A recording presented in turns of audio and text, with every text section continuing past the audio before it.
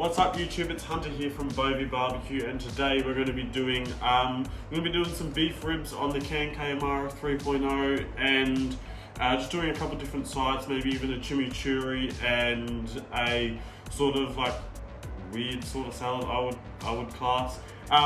So first thing we're going to get into is the chimichurri, but I made a silly little mistake because I forgot that I was supposed to film today. And I made that weird salad that I don't know the name of already. So it just consists of onions, tomatoes, a little bit of feta and some mushroom. And then just some sea salt flakes, a little bit of olive oil and some pepper just put in there. Give it a toss around, looks something a little bit like this. It's really simple, really easy, nothing hard at all. Just dice it up into some thicker portions so that on a spoon you get like one piece of each thing and it's not super overpowering. Yeah, silly me, forgot to film that. Sorry guys. Next time I remember, I promise you. I won't be that much of an idiot next time. But first things first is the chimichurri now. So we're going to do 3 cloves of garlic minced in the mincer into my bowl here. Go 1, 2, and 3. And then our next ingredient is supposed to be shallots minced. And now the way we're going to do that is just do a really fine dice with the knife and then just continue to keep dicing it. Here what I'm doing is I'm just sort of pushing in the garlic, just the excess, try and get as much of the garlic as I can, really enhance that flavour. There we go, garlic in the bowl. Now keeping in mind this is the first time I've ever actually made a chimichurri. So I don't know how this is going to go. This could turn out pear-shaped or it could go really well. Now a little tip I've learned in the kitchen is when dicing onions, shallots, whatever, if you can, try and keep the root of the onion on. And what that allows you to do is when you're dicing, it allows you to keep a much nicer dice because it's not going all like your onion isn't falling apart. Because the root is what actually holds the onion together because that's where it grows from. So just a little tip for you guys there, a little trick. Just clean up my board here. Where's the rubbish? So we're just going to go and do some small, nice little lines down all the way down the root. So it looks a little something like that, all splits up. And then next we're going to come across and we're just going to do a really nice, fine dice. Ensuring that we keep that nice claw grip on the food so I don't cut any of our precious fingers off, because God forbid we do that. Because I've had that happen. First-hand experience, not very fun. I wouldn't recommend it to you guys. Rightio, so we'll do the other one. Now guys, this is our bench scraper. We sell it in store. It's the most handy thing because it saves you damaging your blade. So if you come in and you pick it up, it really helps you because when you're dicing onions, capsicums, bits of potato, that sort of stuff, just anything you're cutting, you can move it around your board really easily. It's such a versatile tool. You can even clean off your grills with it because it has a really thin blade on it. So we keep that in store. Get our other onion here.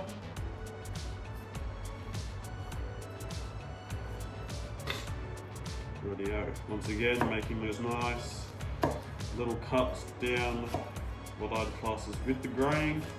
And we come along here. And a nice fine chop. Now there's different ways you can do it. You can do a toe to heel or a heel toe. You can just go straight up and down. Just depends on what knife you have and your skill level. So just keep within your skill level, continue growing your skills and your knife skills, and then you can progress to become faster and all that sort of stuff. It's taken me a couple of years, I'll give you that. Rightio. Bring it into a nice pile, and now we're just going to continue to mince it. So this is so that we don't get that overpowering taste in the food.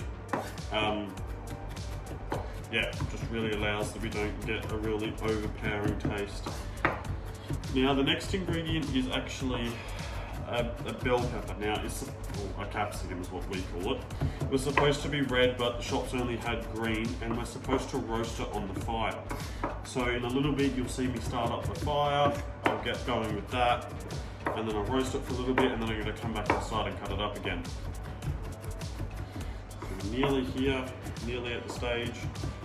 These shallots are making me cry. I'm not an emotional person. I do love cooking, but I'm not that passionate.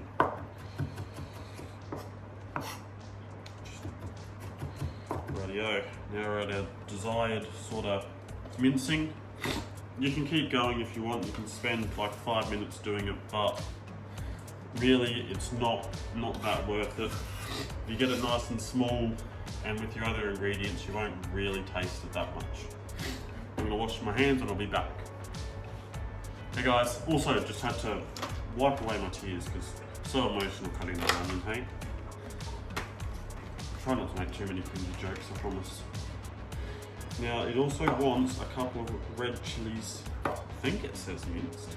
We'll have to double check. Hey guys, had to check the recipe. It was indeed a minced chili. So we're just gonna finely chop it here, or semi-fine.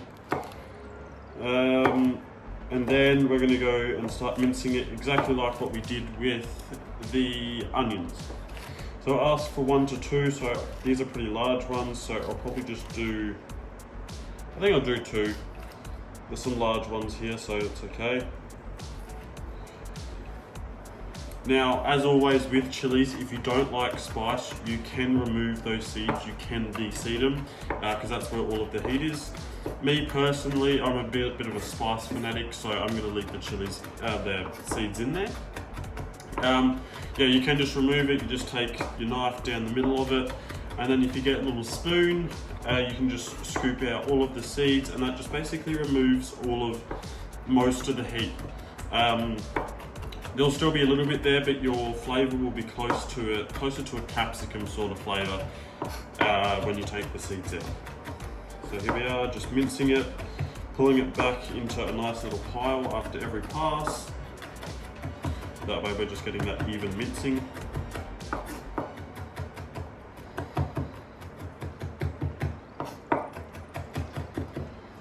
Now when mincing like this, it's important to keep all of your fingers out the way of the blade, just so you don't cut yourself, because you're putting a fair bit of pressure down on the toe part of your knife here. So if you get your fingers caught underneath it, it's game over. No fingers left for Hunter. And for me to keep making these videos for you, I kind of need fingers, because I'll tell you guys, it's hard to edit without fingers. But yeah, so that's one chili. We'll do the other one, and I'll see you guys in a second. Hey guys, I'm out here now. I said I was going to start up the Kankay early. I'm not. It's a lot of effort just for the capsicum at the moment. It means I'm going to keep watching it for about the next hour, and I don't feel like doing that. So an easy thing you can actually do at home with your gas stove is just turn your gas on high, grab your capsicum, and most of your gas burners will actually have the little thing sitting over the top of it that you can just rest the capsicum on. So I'm going to do it with my hands because I'm not that dumb. Right, and you just rest it on there. And you just give it a couple of seconds, just give it a couple of seconds, and then you turn it. And you do that for a little bit. And so what this does is it just roasts the outside of the skin and gives it that nice little charring flavour. If I be quiet, you can actually hear the pops a little bit. And what it does is it turns the skin to look like that. Right? And so we put it back on, and that can go a little bit more if we really wanted to, and I probably will. So I'm just going to do this for a little bit longer. I'll see you guys with the final product, and I'll show you what it looks like. See you guys in a second. Hey guys, back in from the barbecue now. The capsicum, look, I'll admit it doesn't look the best, but that's what it looks like. All nice and charred all the way around. And now what we do is we just get it on the breadboard here, and you're supposed to sort of peel off some of the charring just with your knife, and you just scrape off some of that charring, because you don't want all of it in the thing. Otherwise you'll just taste a heap of charred stuff. So once I'm finished guys, I will show you. So I'll see you in a little bit. Hey guys, so I've skinned it. I got a little bit ahead of myself again. Still getting used to this filming thing, but I've taken out the middle of it. Just chuck it in the bin there. So I've taken out the middle of it. It now looks like this. Now it's just the outside skin. I'm not using the whole capsicum, including the top and the bottom. I'm not going to use the top and the bottom because it only asked for a small bell pepper and I grabbed a rather large one. So I'm just going to use the sides of it. The tops and the bottoms are actually unfortunately going to get wasted today.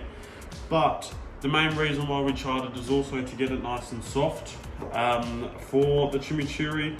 Otherwise you'd just be tasting really hard and crunchy capsicum. So I asked for it diced, which means we're going to cut it into about 1 or 2 centimeter thick pieces, and then we're going to just stack them on top of each other, and we are going to dice them into small little cubes, nice and small cubes, that way it's not super overpowering. So yeah, just slicing it now, and then we're just going to like rotate it so it's easy for us to hold, put it in a nice little stack, make it nice and easy, move the other stuff out of the way. So now with our little stack, we're just going to come down and cut, just into nice small pieces.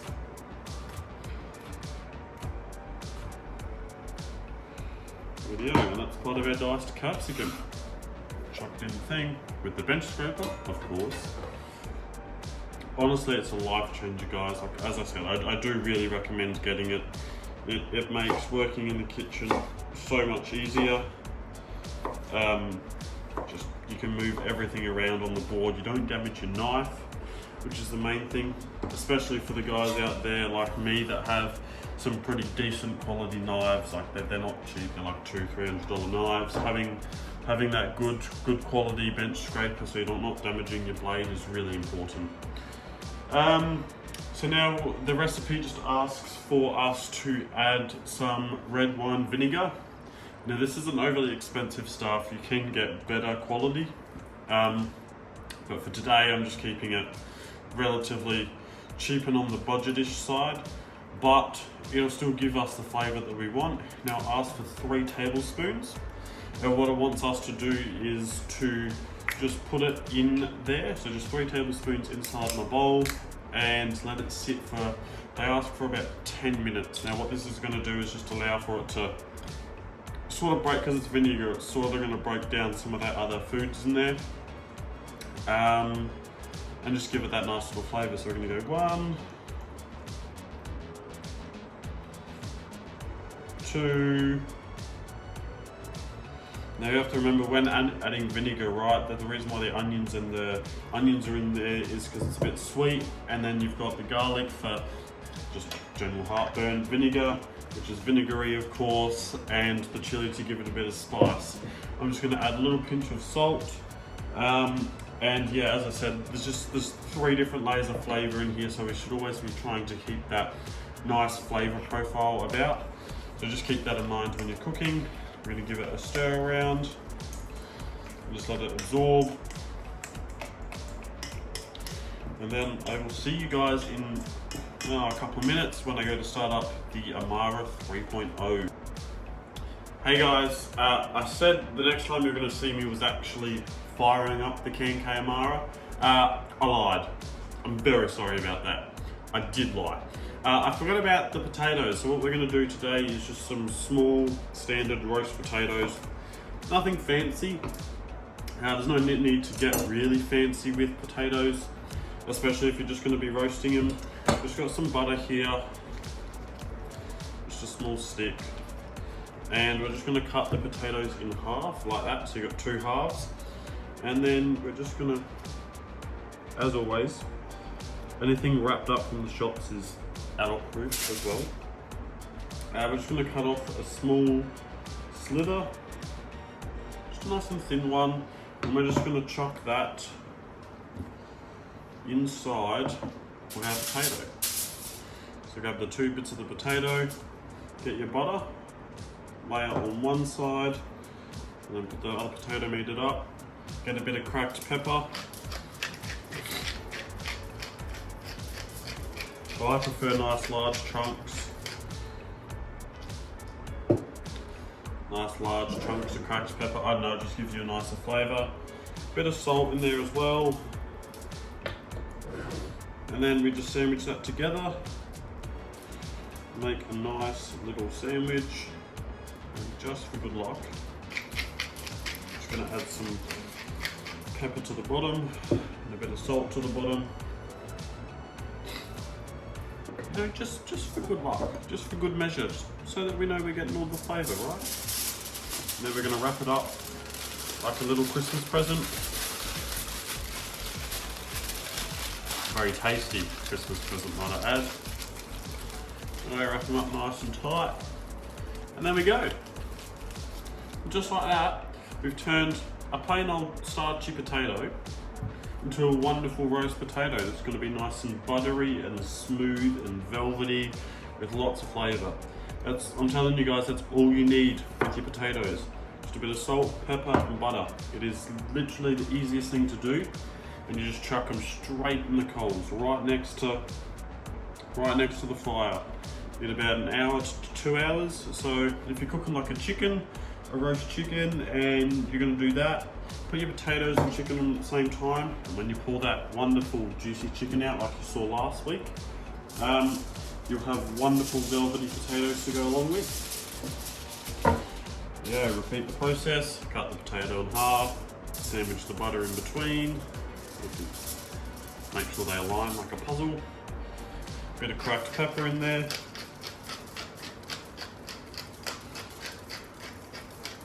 Now I know some people out there don't like pepper as such, they don't like the spice that pepper brings.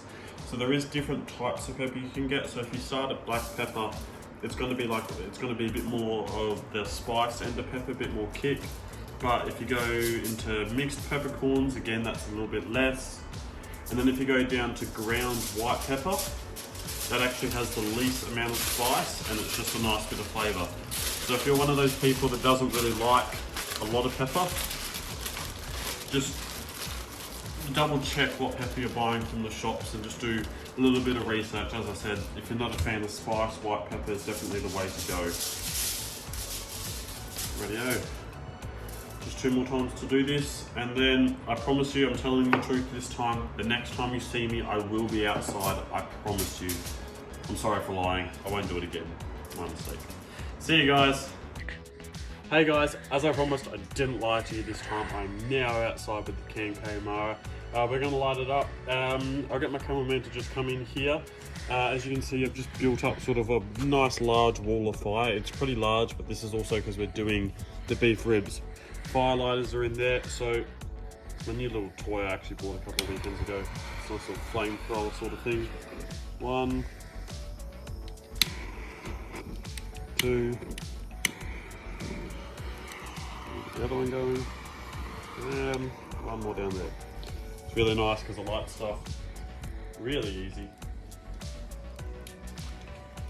And just stick this bit of timber in there, this bit of timber in there, and I'll see you guys in a second. See ya. Hey guys. It's been a little bit, I'm sorry, I was supposed to film the trimming of the ribs and even the seasoning of the ribs, but unfortunately the cameraman had to go help do some stuff. I haven't been able to film whilst doing it because it's a bit hard to do it all one-handed, especially for the first time, but the ribs are on now. They've been seasoned, they've been trimmed and everything. Fire's set, just getting the heat sorted out. So I'll keep checking in with you guys about every hour, probably about got 4 hours, 5 hours of cooking to do. So I'll check in with you guys in a little bit. Thank you guys, see ya. Hey guys, it's Hunter here. So it's been a couple of hours. Potatoes are on now. Potatoes are cooking away, just sitting around in the coals. But these ribs are ready to come off and rest. So it's been, I think it's nearly been 4 hours. I think it's about 4:30. Maybe. So it's been around 4 hours. These babies are ready to come off. So we'll go over to the bench there and I'll show you what I'm going to do. Take these out. Lay some breadboard here.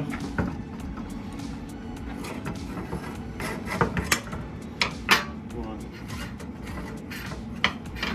2. Will do.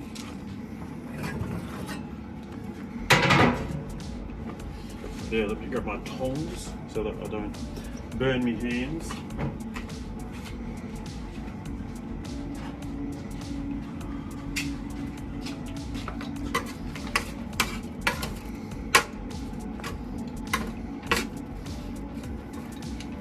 Rightio, so in this little container I've made a bath of butter, sort of thing. It's a nice bed. I'm going to pick these ribs up. Now my little test before was to stick my thermometer in there and it go in without really any resistance, and then look at that. Look at how wobbly they are. That is just perfect. That is, oh, gorgeous. But we're going to let it rest. We'll let it rest for a couple of hours, guys. So I'm going to chuck that in there. There's just a bit of flaky salt on the bottom, bit of butter, just absorb all the juice. Make sure that it just doesn't dry out whilst it rests for about an hour or two.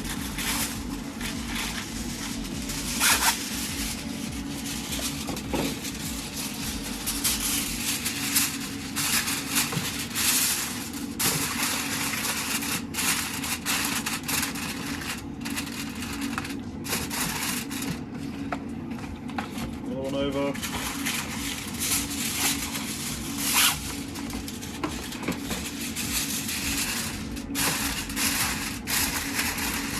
Rightio guys, I'll see you in the loop. Hey guys, ribs are off. They've been resting for about 2 hours or so in a pan with some butter and stuff. So we're going to cut into them and we're going to plate. So first things first is we'll grab our roasted potatoes. Oh, they look so perfect. They look so yummy. Can't wait to dig into them. You can feel they're nice and soft. We're going to add a little bit of our salad. Add just a couple of spoonfuls to the side. This is just the feta, tomato, onion, and some mushroom. And then time to cut into these ribs. Just gonna go straight down here. Oh, look at that. That is perfect. And look at the juice. Yes, guys. Rightio, now because I'm greedy, I'm actually gonna take these three. Just, oh, look at that, it looks perfect. Just gonna chuck that on the plate over here. And look at that perfect dinner for tonight. I'm gonna get some of this chimichurri and just do a little sprinkle on the top. And boom, just like that. Perfect ribs with some roasted potatoes and a chimichurri. Look forward to seeing you guys next time. Thank you.